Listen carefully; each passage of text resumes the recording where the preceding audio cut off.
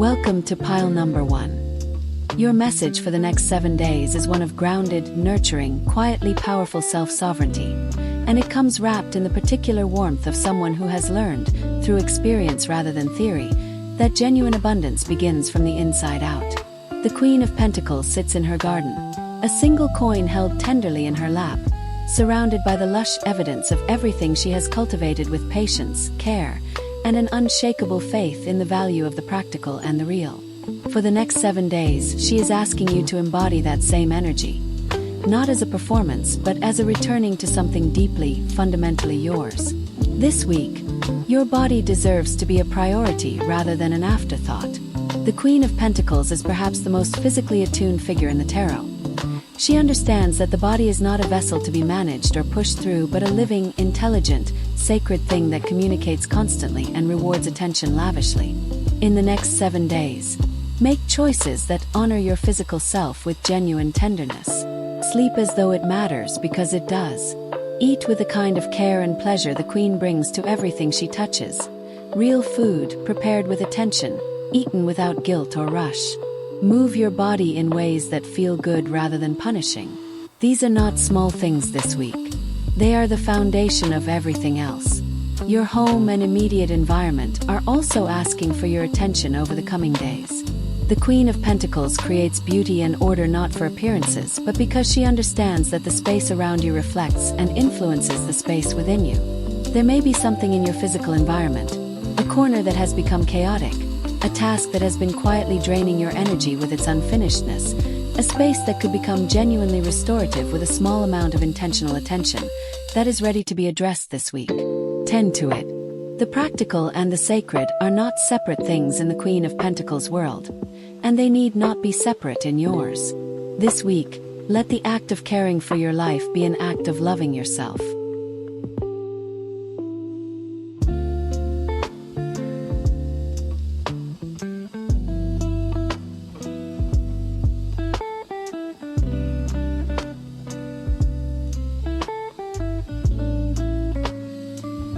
Welcome to pile number 2.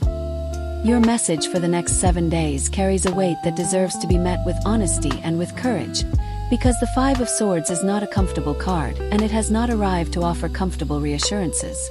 This is the card of conflict, of hollow victory, of the particular aftermath that follows when a battle has been fought and something has been won or lost, but nobody, not really, not deeply, feels good about how it ended. And the message it brings for your week ahead is this: choose very carefully in the next 7 days which battles you decide to enter, and at what cost you are willing to pursue winning them. There is a conflict either already present in your life or approaching over the coming days that carries the specific energy of this card. It may be an argument, a power struggle, a situation where pride and hurt feelings have become more important than resolution, or a dynamic where someone is determined to win at any cost regardless of the damage it causes. The 5 of Swords warns you that engaging on those terms, meeting aggression with aggression, manipulation with counter-manipulation, score settling with score settling, will leave you holding a victory that feels like ash. Even if you win, you will not feel like you have won, and what you may lose in the process could matter far more than whatever you gained. The deeper message this card carries for your 7 days is about integrity in the face of provocation. It is genuinely difficult to be the person who chooses not to fight when fighting feels justified, when you have been wronged, when the other person is being unreasonable, when every instinct is screaming at you to defend yourself at full force. But the 5 of Swords has seen how those battles end, and it is asking you to consider a different kind of strength this week. The strength of walking away. The strength of refusing to be drawn into dynamics that diminish everyone involved. The strength of knowing that your peace of mind, your dignity, and your integrity are worth more than being right. Protect those things fiercely this week. They are your real victory.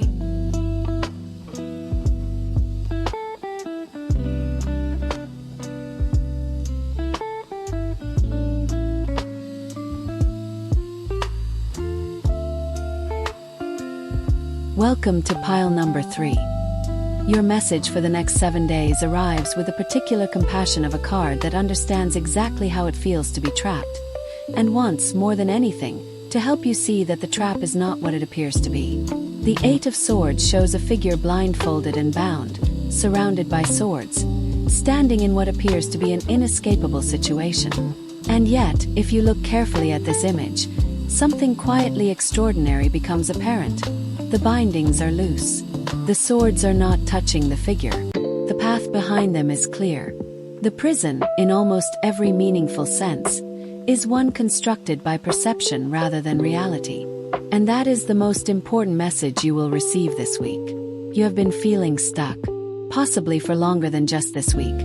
But the next 7 days are bringing this feeling to a particular point of intensity that is asking to be addressed rather than endured.